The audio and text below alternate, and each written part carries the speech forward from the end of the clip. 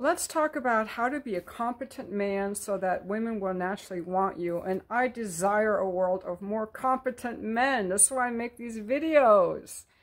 So a really good resource is this book, Mate. I love this book. It really explains what women look for, because unlike men who are just going to get hard and not that choosy when it comes to sexual attraction, I think when it comes actually to relationships, men are just as choosy as women. Okay, that's the big difference, guys. You have to realize when it comes to relationships and the kind of woman you would introduce to your friends, to your family, and to actually live with and marry and commit to, you're going to be just as choosy as a woman is when she's looking for sex. I'm going to exclude the 5% of women who are just fuck girls. I'm going to exclude them, okay, from this conversation. They're outliers. So what you need and what women look for are signs of physical, mental, and emotional health. We want a guy who's competent, who can handle himself. And I've made videos on this book before, so I'm just going to give like a very short, like 1-minute summary. I'll try to make it 1 minute. Is the 5-step process to mating success is you want to build self-confidence. You've got to think about also what it's like to be a woman and see things from our perspective. Now, how to develop attractive traits. You have to understand what women want and why. So I'll go into that in a moment. You have to get in shape. That's a physical health trait. Get your ass to the gym. Get in shape. Eat well. Okay? Next, the mental health trait. Get happy. Okay? Next, the intelligence trait. Smarten up. The willpower trait. Get your life together. And next, the agreeableness and assertiveness traits. The tender defender. The next step is displaying attractive proofs, the signaling theory. Show them what you're working with. Next, social proof, the power of popularity and prestige. Material proof, how rich do you need to be? Aesthetic proof, styling and profiling. Romantic proof, show her how you feel. And then he talks about where the women are. So that was the summary, but I'm going to go into understand what women want and why, just a little bit briefly, because men make the mistake of thinking it's all just about, you know, your money. So I'm going to go into this a little bit more just for fun, but those are the basic things. So if you don't want to watch the rest of this video, you can shut it off, because I already told you the basic things. But if you want to know into why, what do women want and why, I'm going to read a little bit more out of this book, the main points. Across millions of species, men have discovered only 4 reliable ways to break through the female choice barrier. Female choice barrier. Now remember this, a lot of guys get very frustrated by what they rightly feel is a barrier. It is a barrier. It is a barrier to our access. The female choice barrier that some of you are so puzzled and frustrated is how to get through. Well, historically, there have been 4 ways to get through. Force. A lot of animals use that, but some men use that too. Trickery. That's the player, or the, what do they call it? The guy, the pickup artist. Trickery. Bribery. And honest mating effort. So this book is about the honest mating effort. Okay, now women have evolved to want effective men. We want effective men. A lot of times I make my videos getting ready for the onslaught of weak, ineffective men in the comments. That's such a turnoff. Like, it just alters my whole physiology. We crave effective men. Effective men.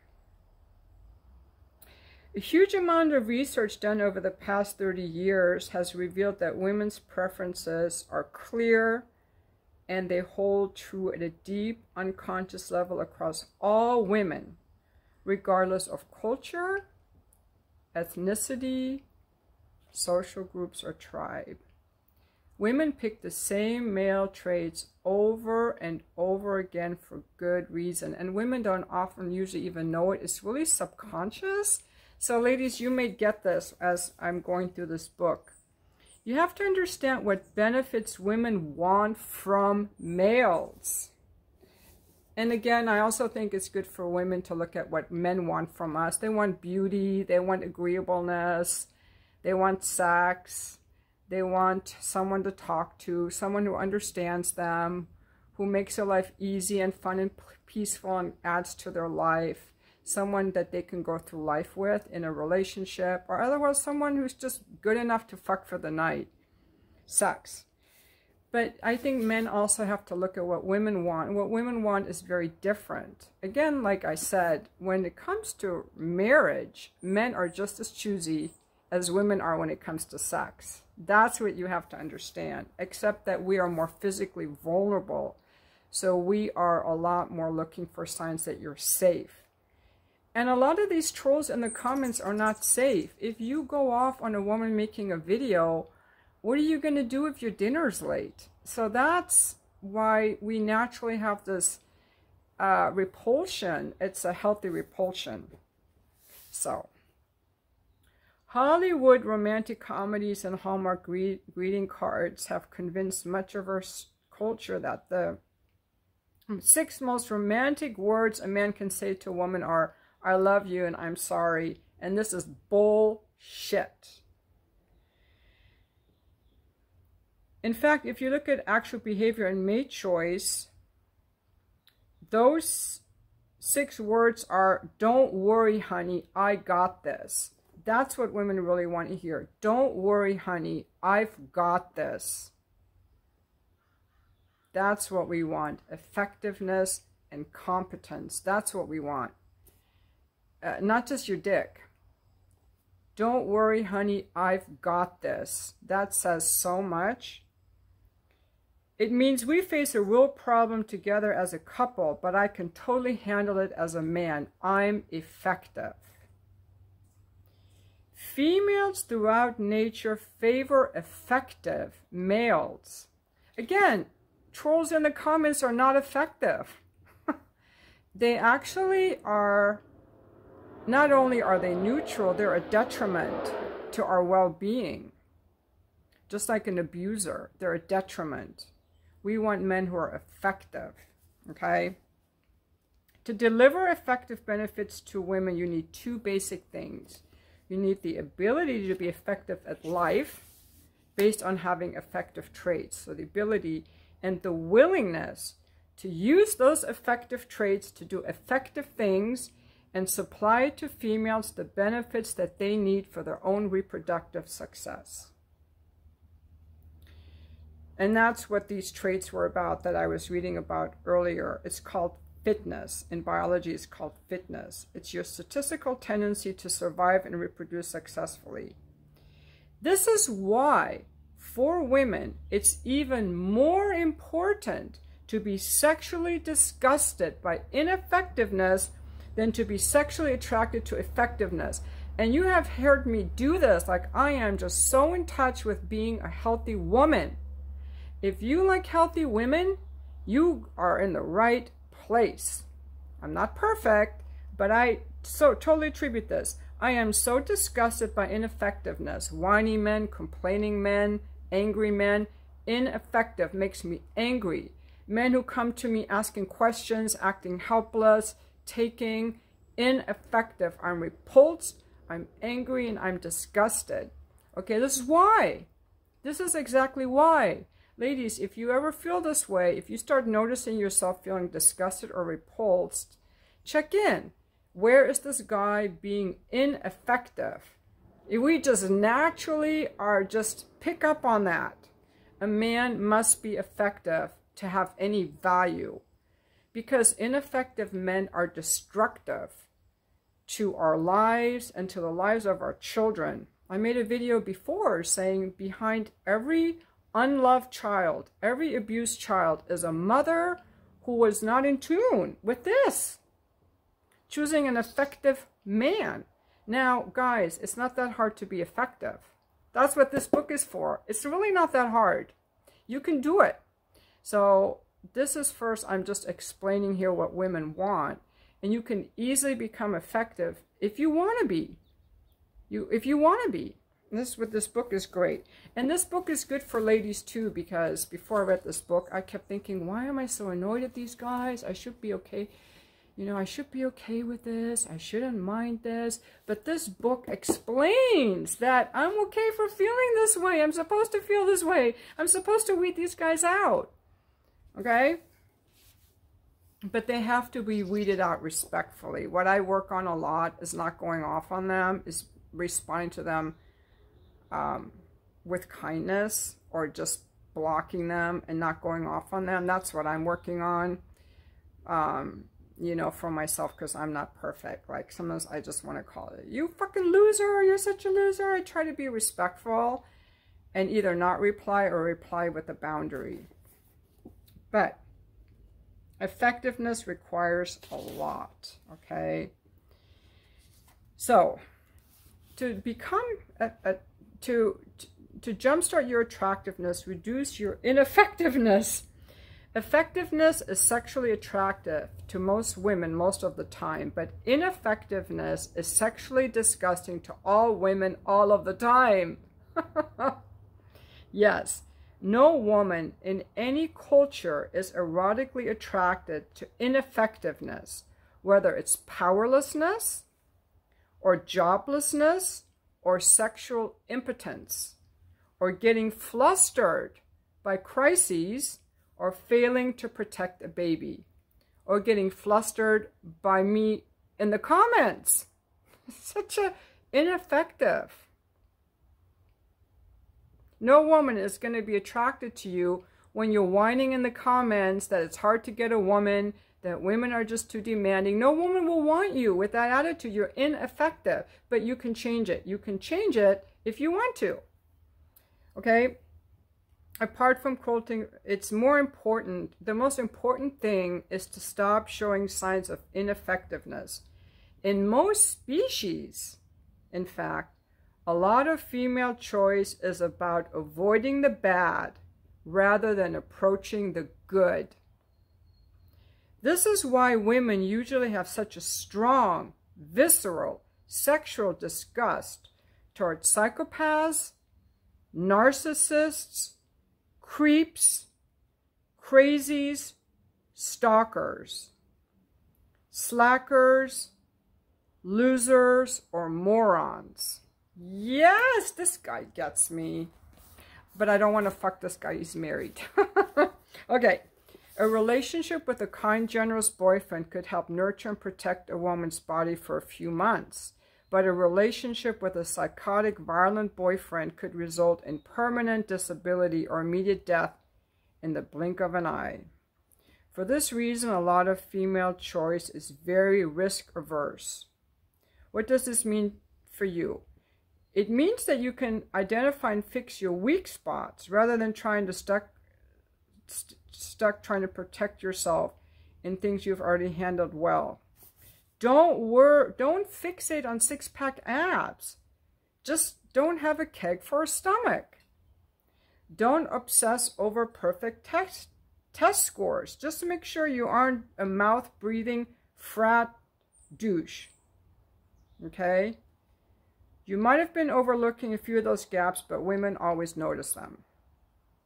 Now, the three basic forms of effectiveness. When you first meet a woman, she doesn't care about your needs and desires. She doesn't owe you anything. That's why I always say you must approach a woman by giving.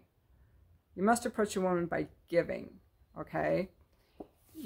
A woman doesn't care about your needs or your desires, and neither do I care about your, neither do you care about my needs and desires. When we first meet each other, we're just like, is this someone I want to deal with? And you look at whether I'm hot and you can fuck me, and I look at whether you're effective and competent and safe. You're the kind of guy I could take home to my family. You don't think that at all, because you're thinking with your dick. That's how you're designed. but competent men understand that women want more. And maybe you didn't learn that growing up. A lot of men learned that growing up. Okay. Now, a woman doesn't owe you anything. You can cat call her on the street, but she doesn't owe you a smile. Like the guy at the gym who came up to me and asked me my name. I didn't want to give him my name, and I didn't. I don't owe him my name. He was emanating ineffectiveness to me, so I wasn't going to give him my name. That's what you want to look for, guys. Instead of whining and complaining that I have boundaries, you want to look for a woman like me who has boundaries, who has standards, who's looking for effective men. That's what you want to look for. Okay? You get cheated on because you went with some floozy who was showing her ass all over Instagram and fucked you in the bathroom on the first date. Some woman with borderline personality disorder who love bombed you and had no discernment, no standards, no boundaries. Okay, now, you can make a woman laugh in a bar, but she doesn't owe you a phone number. Your sexual desires are as irrelevant to her as the surface temperature of Mars. I gotta digress on this phone, drinks in a bar.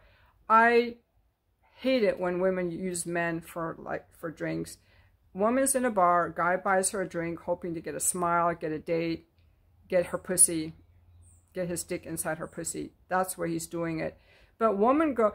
I had a younger person telling me that one of his female friends that he had, they were not lovers, they were friends. Every time, she never paid for drinks all through undergrad. She would go out, guys would buy her drinks, and she'd take off. Those guys are simps and losers. Why are you buying drinks for women that are not even interested in you? Hoping to get sex. That's manipulative and it's people pleasing. It's manipulative. But I blame those women. I never did that. I would always buy my own drinks because I didn't want to take advantage of men. If I liked the guy and I was interested in him, then he could buy me a drink. Else, I don't want to owe you. So a woman has a responsibility to not use men. But guys, don't let yourselves be used by women like that. You have to look for women who are not going to use you. If she likes you, then you buy her a drink. Until then, you buy each other drinks. She buys around, you buy around. Okay? If she's not already interested in you, why are you buying her a drink? Hoping. Buying her a drink is not going to get you anything but disrespected as being a simp, ineffective man. Effective men get female attention. A man who's effective doesn't have to buy a drink. A woman's going to enjoy talking to this guy, whether she gets a drink or not. He's hot. He's interesting. I want to talk to this guy. If you have to buy a drink to get her to talk to you, you already lost. Ineffective, in my opinion. It's me adding on to this. Okay, let's keep going. I love this topic so much because it's so badly misunderstood. And a lot of the comments I get on my channel are about men complaining that they can't get women and they don't know why. I've talked about this book so many times. But again, I offer the coaching. I used to offer free coaching. They don't want it. I offer to help these guys. They don't want it. And I bet none of these guys who whine have ever even picked up this book. So really, this book is for the women. I think I'm just talking to women because these guys have already left my video. They've already left a comment telling me that we just are too damn demanding. But ladies, if you're probably still ladies watching, the effective men are watching this going, yep, I do this, I do this, I know this, I know this. She's speaking my language. She's right on point. That's what the effective men say. And women are saying, oh my God, this book explains everything about what I look for and why I get repulsed by my husband or my boyfriend or the guy down the street, or I am disgusted and repulsed, and what I look for, this guy in the book gets it, is what I think women are thinking, because that's how I feel even now just reading this. I'm like, oh, you mean I don't have to smile back at a guy who smiles at me? I don't owe him a smile because I feel sorry for him, you know?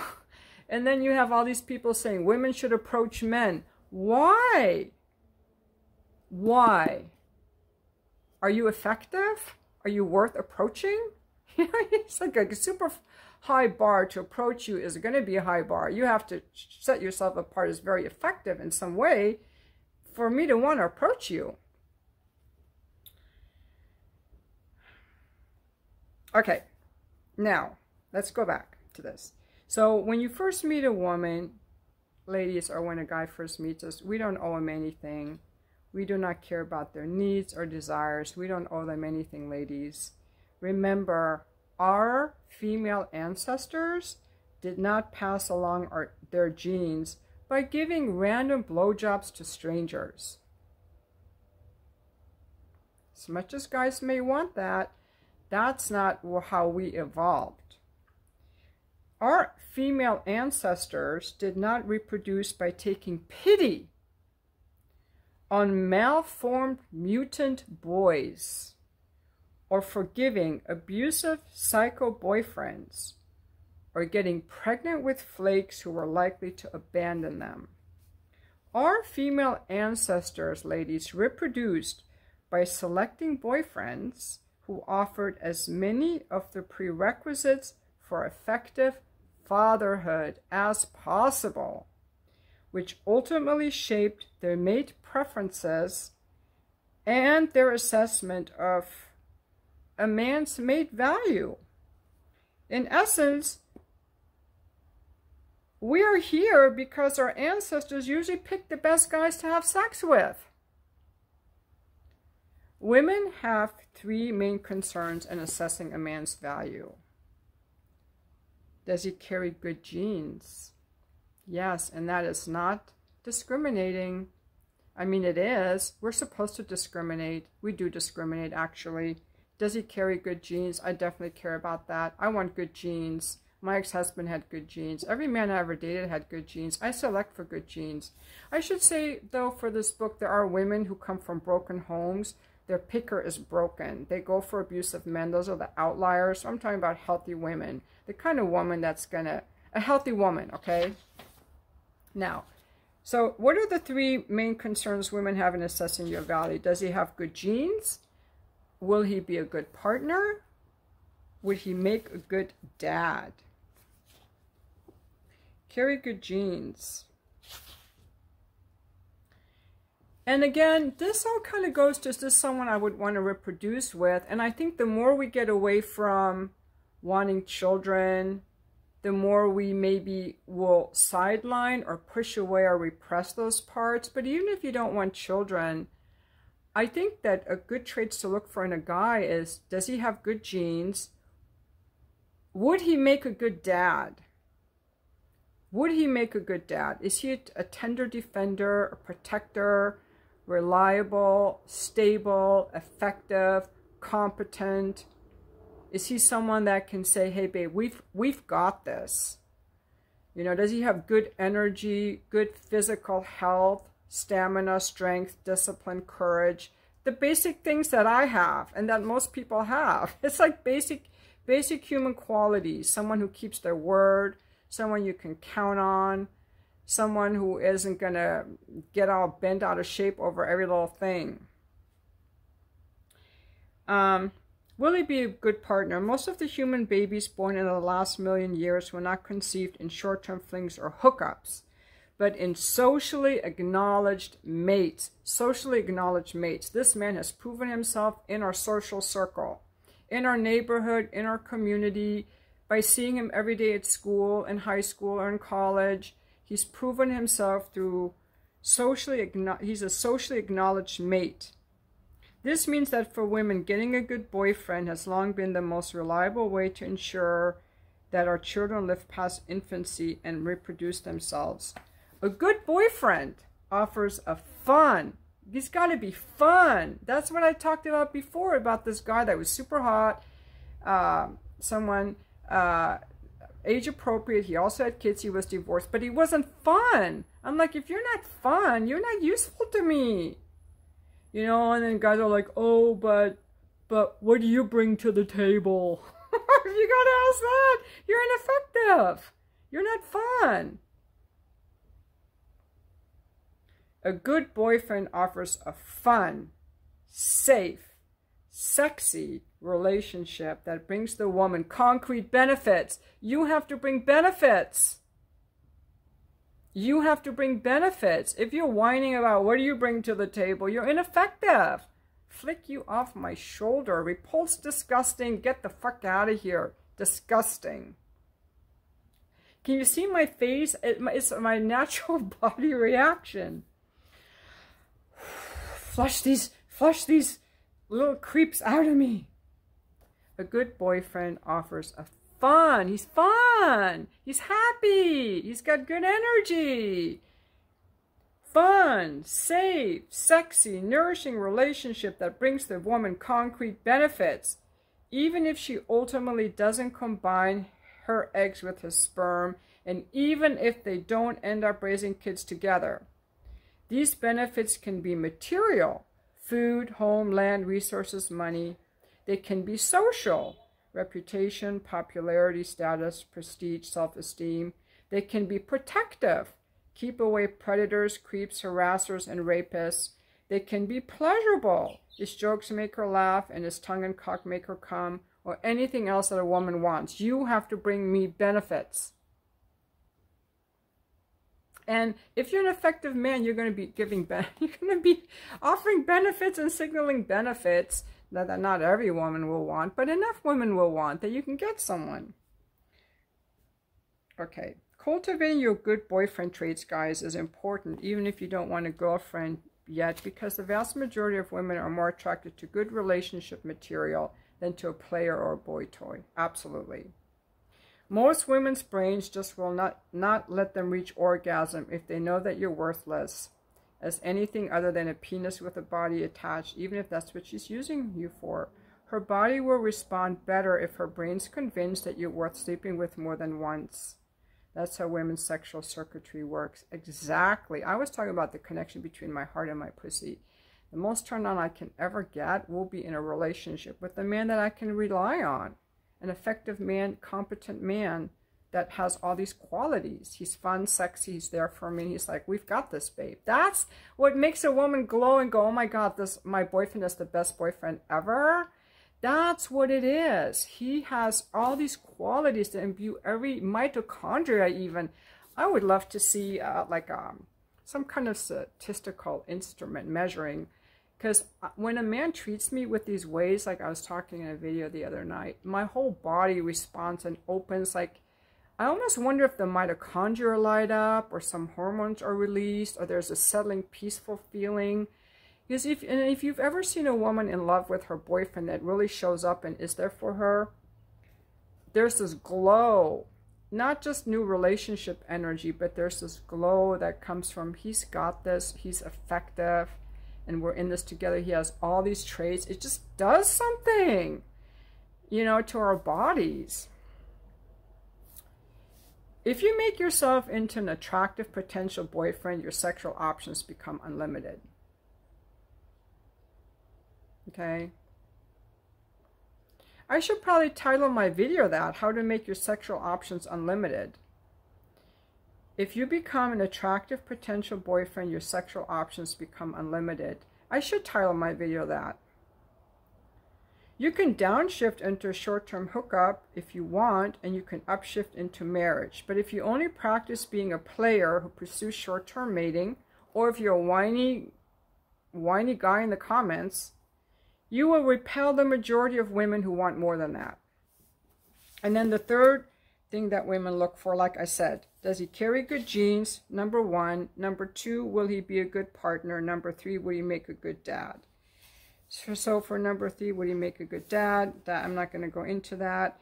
So attraction is an emotional, unconscious reaction to the suite of traits men present to women. It's not a conscious decision that we deliberate. We're either attracted to you or you're not. Okay? And that's why men get frustrated. It's like, these damn women, all these barriers to entry. They're so complicated. They're so difficult. They have it so easy. Women have it so easy. Men want them all the time. But how many effective men are there? We want effective men. That's what I keep trying to explain to you. We want effective men. And I make these videos because I'm like, we need more single effective men for all these women who want a man. Because the effective men are usually married. Women they want to be in relationships and they can get them. Okay, but this is great news to the average guy. We are members of a species where females are attracted to many different traits that you guys can cultivate and display, not just one. Okay, so you have many options on your path to attractiveness, and all are equally valid. And it's true, women have different preferences. That's true. This is why women are always digging beneath your surface. Your behavior is never just your behavior. It's always a clue to your underlying traits. The more of your traits you improve, the more joy you bring to women. So the summary of this chapter is that women evolved to want effective men. To be an effective man, you must have the ability to be effective at life and the willingness to use that effectiveness to deliver benefits to women.